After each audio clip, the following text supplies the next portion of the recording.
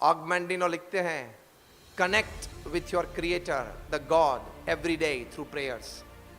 मतलब आपके सृजनहार जो भगवान हैं उनके साथ रोज प्रार्थना के माध्यम से, नाम स्मरण के माध्यम से रोज एक बार प्रयत्न पूर्वक आप जुड़ना। तो मैनेजमेंट गुरुज भी सिखाते हैं, सोशल रिलेशनशिप गुरुज भी सिखाते हैं, हेल्थ गुरुज भी सिखाते हैं। कार्ल यंग जो बहुत बड़े साइकेट्रिस्ट हुए और पितामह कहलाते हैं, कार्ल यंग 60 साल तक अंतरराष्ट्रीय स्तर पे साइकेट्री की प्रैक्टिस की है। मतलब पागलों के साथ रहे हैं, पागलों को ठीक करने का प्रयत्न किया है और कहीं को ठीक भी किए हैं। पूरी साइकेट्री इतने में ही नहीं आ जाती, लेकिन साइकेट्री का एक भाग है पागलपन को ठीक करना, पागल आदमी को ठीक करना। डॉक्टर कार्ल यंग ने 60 साल तक अंतरराष्ट्रीय प्रैक्टिस की।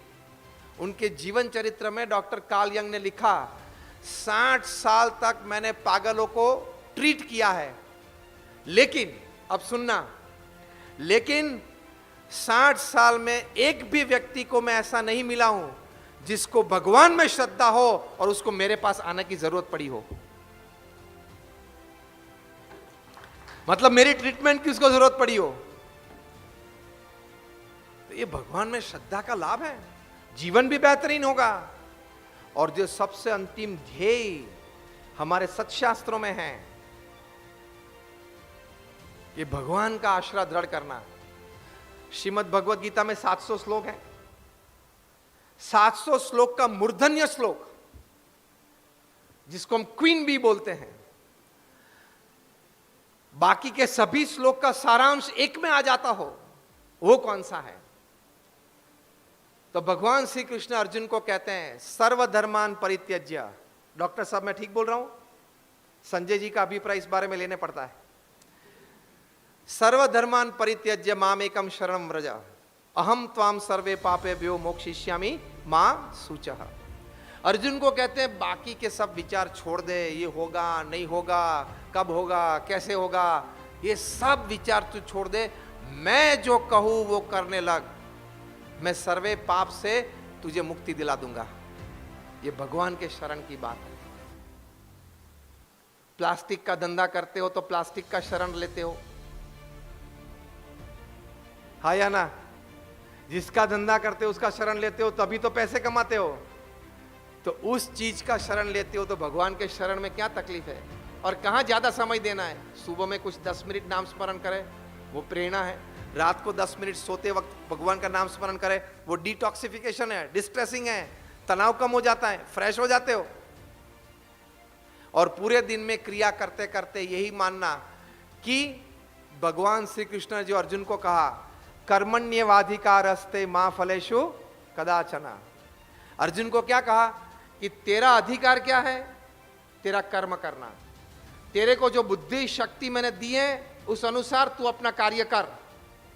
फल भगवान कृष्ण कहते हैं मैं नक्की करता हूं। और यह बात की अनुभूति आप सभी को होगी, मैं तर्क से प्रूव करूंगा। आप सभी को 2 प्रकार के अनुभव होंगे, दोनों में आप हां कहेंगे। देखना, पहला अनुभव, कई बार आपने बहुत अच्छा प्लानिंग किया, एग्जीक्यूशन अच्छा किया, अच्छे लोग साथ में थे, तो भी निश्चित परिणाम प्राप्त नहीं हुआ, हाँ या ना? दूसरी साइड, कोई बार प्लानिंग कम था, एग्जीक्यूशन कम था, आपके पास संसाधन मतलब रिसोर्सेस कम थे, समय कम था, जल्दी में वो काम निपटा दिया, फिर भी परिणाम आपकी अपेक्षा से परे ऊपर आ जाते हैं, हाँ या ना? ये अनुभव ही है ना?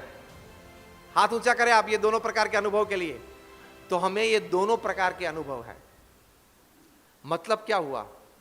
कभी आपने गौर करके ठीक तरह से अंतर्दृष्टि करके सोचा है कि कभी यार प्रयत्न अच्छा किया था फिर भी परिणाम कम मिला, कभी प्रयत्न कम था फिर भी परिणाम अच्छा मिला? तो ये कर्मण्येवाधिकारस्ते मां फलेषु कदाचन, कि तू कर्म कर, परिणाम मैं नक्की करता हूं। तो परिणाम वे नक्की करते हैं।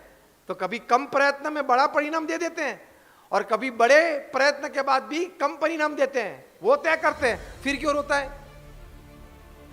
फिर तू रोता क्यों है कि मैंने इतना प्रयत्न किया फिर भी मैं फेल हुआ, इतना प्रयत्न किया फिर भी धंधा जमा नहीं।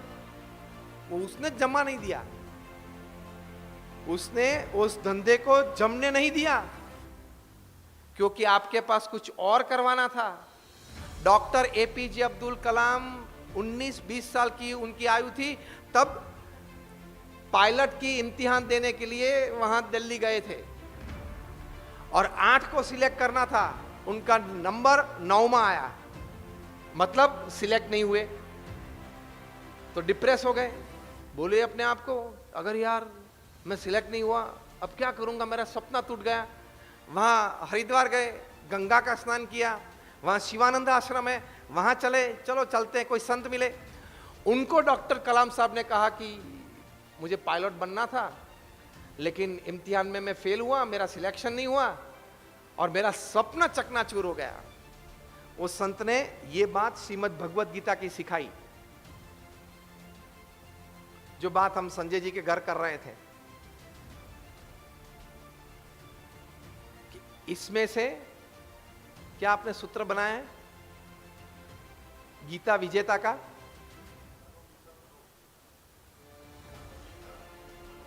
जानो गीता बनो विजेता।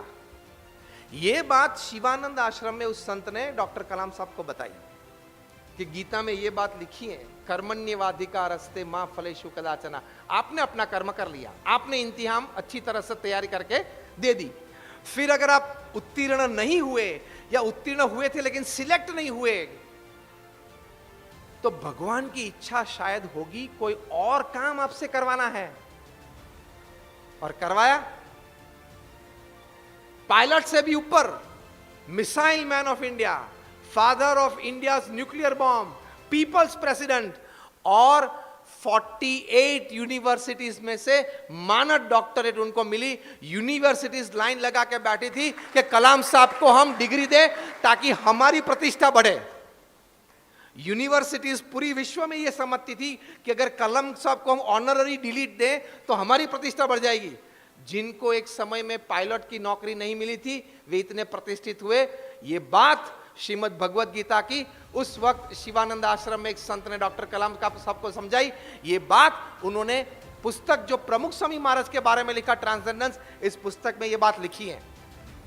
मतलब प्रयत्नशील रहना, नीतिमत्ता के साथ, नाम स्मरण के साथ। लेकिन अगर कोई बात जीवन में नहीं बनी तो चिंता मत करना, कोई और अच्छी बात आपकी इंतजार कर रही है। यह श्रद्धा और विश्वास, ये बेहतरीन जीवन की ओर है। Thank you very much and all my prayers for all of you.